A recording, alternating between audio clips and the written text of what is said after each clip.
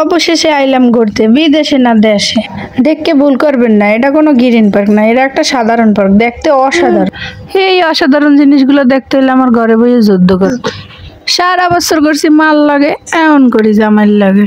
মায়ে কইছে আব্বে তোমার ঘোরাঘুরি কি, জামাই লইয়া ঘুরতে যাই। জামাই কয় সারা বছর হরছ কি, সারা বছর বইয়ে রয়েছি তোমার বাসায়, এখন তুমি কেউ ঘরে থাক পার পাইলে মাস ভাই, এইটাও কি সম্ভব? তাইলে কি আর আমার ঘুরতে যাওয়া হইবে না? অত কথা বুঝি না। মোরে শুক্রবার লইয়া ঘুরতে যাবা, প্রত্যেক শুক্রবার ঘরে থাও হইয়া, কোনো হানে লইয়া যাও না।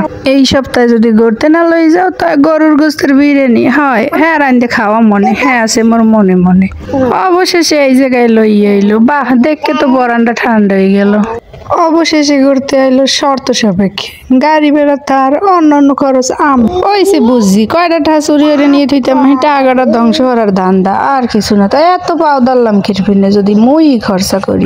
এখন যদি মুই খরচা দিই, হ্যাঁ মুই উসুলও হারতে পার মনে কোন জায়গায় দেখে এমনি নেওয়া।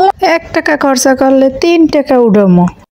মোবাইলে দেখি বউ লই ঘুরতে যায় বিদেশে, আর মোর জামাই মোরে লই ঘুরতে গেলে গর্দে নামলেই কয় খরচা তোমার। ডায়লগের সময় তো বড় বড় ডায়লগ দাও, তোমার টাকা আর আমার টাকা কি আলাদা? যাই হোক, ফুলটা দেখে আমার খুব ভালো লাগছে। ঘরের কথা বাদ দিয়ে চলেন সামনে যাইয়ে দেখি কি কি দেখার মতো আছে। যাই হোক, পার্কটা আমার কাছে খুব ভালোই লাগছে দেখতে। চারপাশে মাঠ, মাঠের মধ্যে খুব সুন্দর করে সাজাই রাখছে, ফুল গাছ অন্য অন্য সবকিছুই আমার কাছে খুবই ভালো লাগছে। সামনে যাইয়ে দেখি বাচ্চাকে খুব সুন্দর সুন্দর রাইড আছে, যেগুলা বড়রাও চড়তে পারবে। অবশ্য আমি চড়ি নাই, কারণ আমার মাথা ঘুরে, অনেক চড়ছি, এখন আরো ভাল লাগে না। কইতে না কইতেই আমার পছন্দের একটা জায়গায় আইসা পড়ছি, একটা বড় একটা অ্যাকোয়ারিয়াম, এর ভিতরে অনেক বড় বড় সামুদ্রিক রঙিন রঙিন মাছ, যা দেখতে আমার খুবই ভাল লাগে। আমি যে পাশে দাঁড়াইছি, মাছ কটা ঘুরে ঘুরে বারবার আমার কাছে।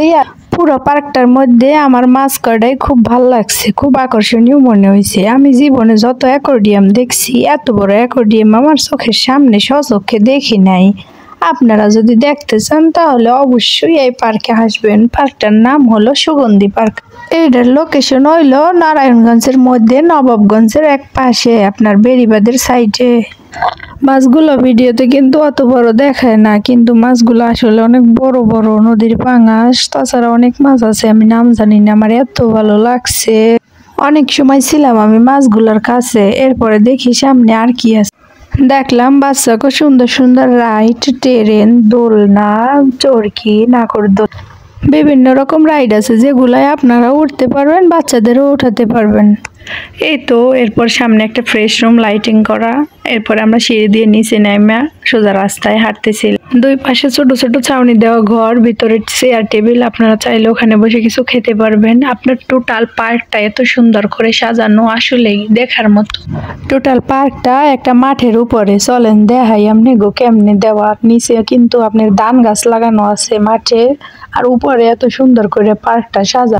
এই যে দেখেন চারপাশে ধান গাছ লাগানো, অনেক ভালো লাগে। চারপাশে ধান ঘুরানো, কিন্তু ধানগুলা কাঁচা, এখনো পাকে নাই।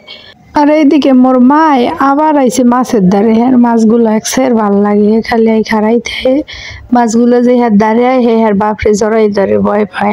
আবার মাছগুলো দেখে ধরতে চায়, কিন্তু মাছগুলো হ্যাঁ ধারে আইলেই হ্যাঁ আবারও ভয় পায়।